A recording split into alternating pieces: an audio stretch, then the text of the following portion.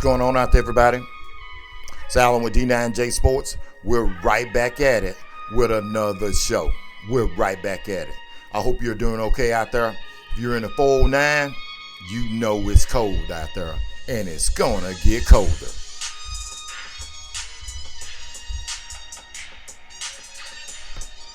So, hey, for all of my subscribers out there, hey, I'm glad you guys and girls are right back with me with another show. We're going to keep our series going today, as promised, about high school football scholarships, and how the transfer portal has really put a dent in the amount of high school scholarships that the players in Texas, or really all over the country, is getting. But we're specifically talking about Texas, and we're definitely honing in on the 409 down here around Southeast Texas. Once again, I need you to hit the like button, hit the subscribe button. Make sure that you tell everybody about this show, about this series that we're doing. It's really, really important. Yesterday, we talked about the quarterbacks and the importance of them. So today, we're going to move on, and we're going to be talking about the wide receivers and defensive backs. I told you guys that I was going to talk about the kind of probably mix in some of the running backs, and maybe I will. I don't know. I'll see how things go with the amount of time that we have on this show today. So once again, we already know that the amount of kids out there that are getting high school football scholarships is diminishing. It's diminishing because of the transfer portal and coaches not wanting to take a chance on giving a kid who's not a four-star or five-star chance. They'd rather go into the transfer portal. Now, Division I football, about 57% of the players in Division I receive scholarships. So that's a pretty good number. And in Division II, about 63% of the players in Division II receive funds. So that tells you right there that it's going to be a limited amount of kids in this modern day age of getting paid that are going to get high school football scholarships. Now, wide receivers and defensive backs. Well, to start off, I'm going to tell you in each one of the videos during this series that the most important thing is going to be technique. It's going to be technique. Now, when you're talking about wide receivers and defensive backs, let's start with the wide receivers first. Okay, so you play wide receiver. Now, it's going to be tougher on you to play wide receiver because of the amount. I mean, just the sheer amount of kids that are trying to play wide receiver. Now, at wide receiver, you've got some phenoms that come out, like the kid that plays for Ohio State, and we've got several over at Texas and different schools around the country that are probably like the kid for Ohio State, 6'4", 225 pounds, runs about a 4.4, 4.5 40, and he has a lot of length and a lot of range, and he's a true freshman. But how often are you going to see that? It's not going to be that often. So when you've got that size right there, then of course you're going to be at an advantage right off of the bat. Now, if you're in the 409, one of the problems that you're going to run into is that, say for instance, if you play 6-man ball, or if you play 2A ball or 3A ball or 4A ball, they're really not passing the football that much. They're really more run oriented. And your chances of you catching 80, 90 passes, it's probably not gonna happen just for the area that you're in. Now we've got some teams like in like 5A and all of that, like Needland and all of them, they put the football up. I know now there's a team like Lumberton in 4A, they put it up, and I know Bridge City's a 4A team, and they put the football up, but the one key ingredient they have is they have a quarterback that can get them the football. So say, for instance, you play football in 3A football, and you catch 50 passes, where there are some kid that plays 6A football that catches 100, 110 passes. You're already going to be behind the gun. You're going to be ready behind the gun. So what are you going to have to do to increase your chances if you're playing on a smaller level? Well, the very first thing you're going to need to do, and you need to pay close attention to this, you need to run track.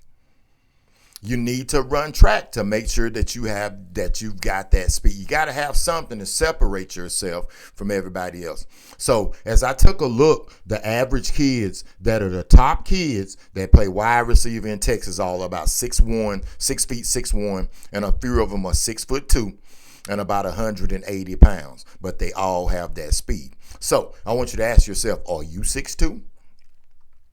Probably. The answer probably is no.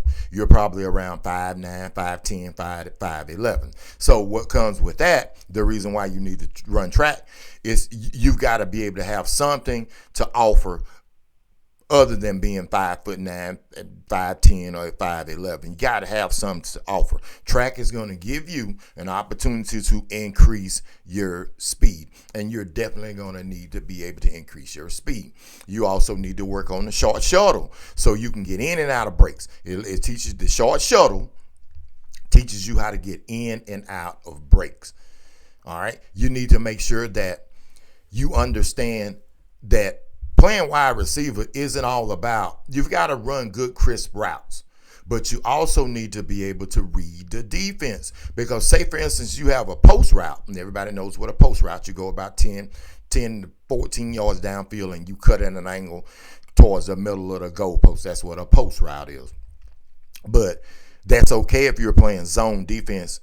I mean, if you're playing man defense, they're playing man defense on you. But if they're playing zone, at some point, you're going to need to be able to know that they're playing zone. You're going to be on the same level, same mindset as the quarterback. You got to be able to read it, and you got to be able to know how to shut it down and do that. Now, the next thing is you got to be able to understand that you've got to run your route. Say if they have a route called and they have dual routes called on one side.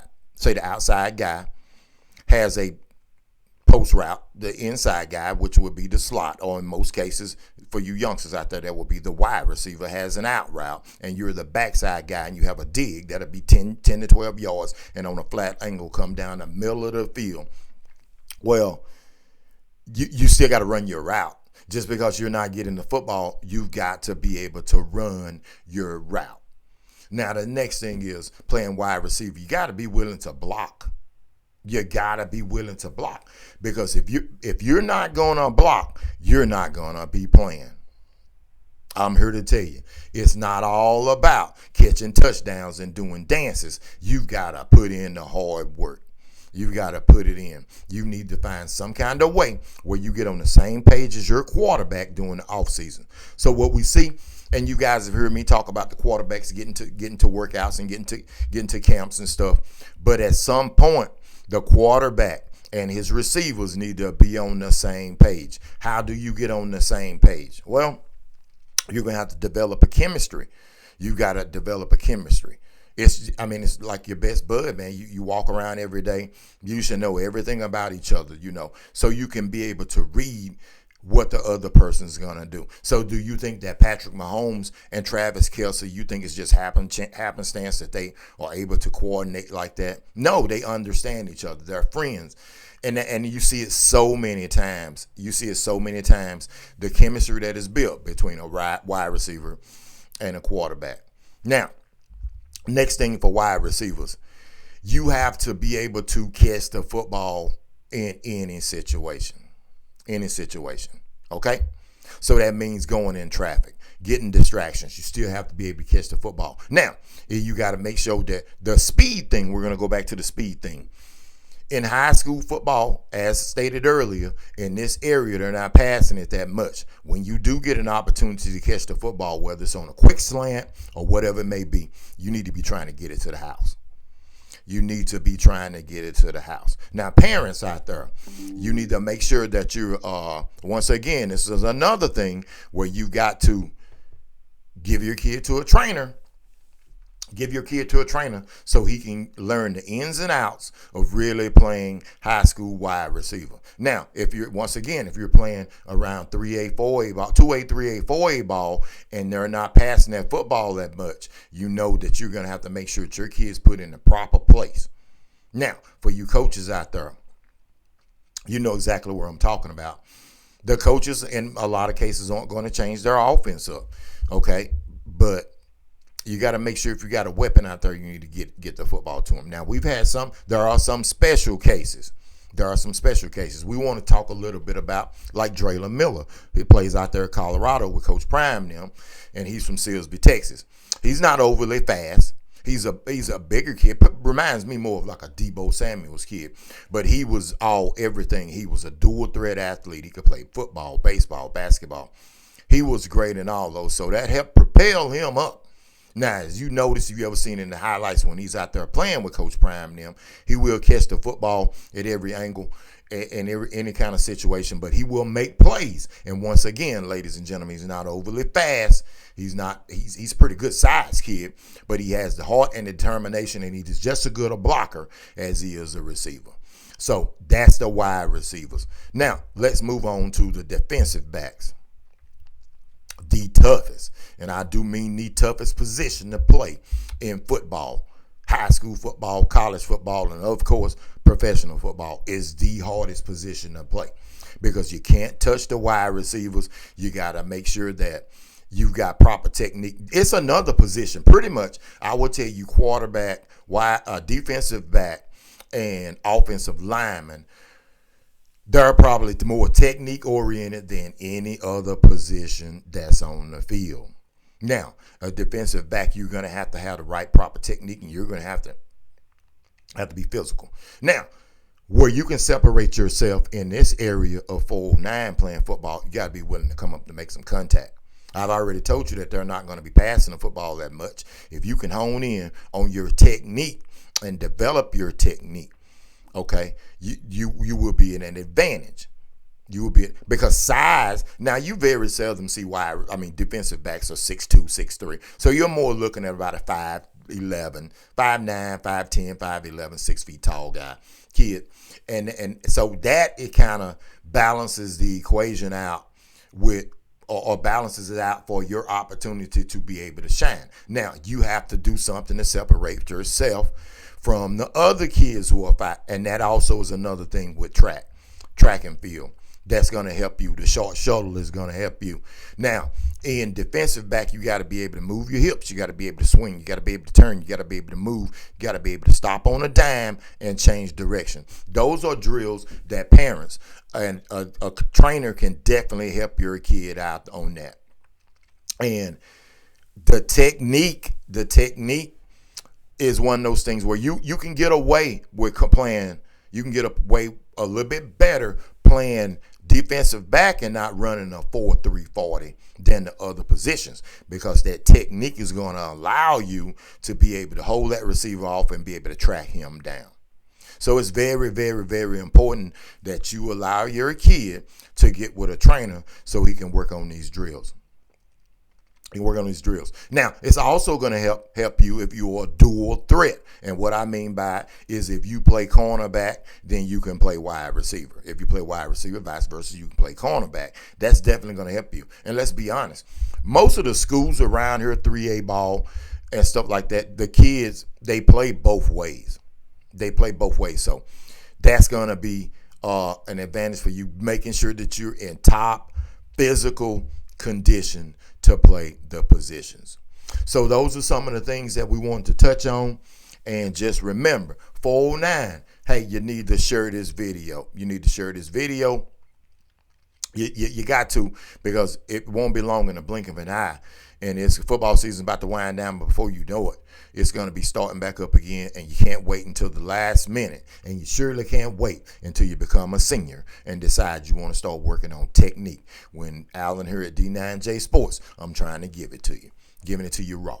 So once again, I appreciate you. And I'm sure you're going to hit the like and subscribe button. Make sure that you put this video out to everybody that you know and all the members in the 409. If you have any questions, if you want to join my group, my training group, or just have a discussion, parents, if you want to get with me and have a discussion about would your kid be one of the kids that I would be willing to work with, you know how to reach me. And if it's not me, I can put you in the direction of somebody that can surely help your kid out. So tomorrow we're going to come back and we're going to hone in on the linemen. And I'm going to the more I think about it, I'm going to save the running backs for a couple of shows down the line, because it's a position that is coming back with Saquon Barkley doing what he's done, and you've got the likes of Derrick Henry doing what he's done. So, and there are a lot of college running backs. Cam Scatterboo, tell you what, it's going to be an incredible one to talk about, especially after I seen Cam Scatterboo up close and personal at the Big 12 championship. So we're going to say that cookie for last. So once again, ladies and gentlemen, this is Alan with D9J Sports. We will get back with you tomorrow at the same time, and we will go into the offensive and defensive linemen. So until next time, hey, it's going to be raining tonight. Make sure you stay warm. I'm definitely out.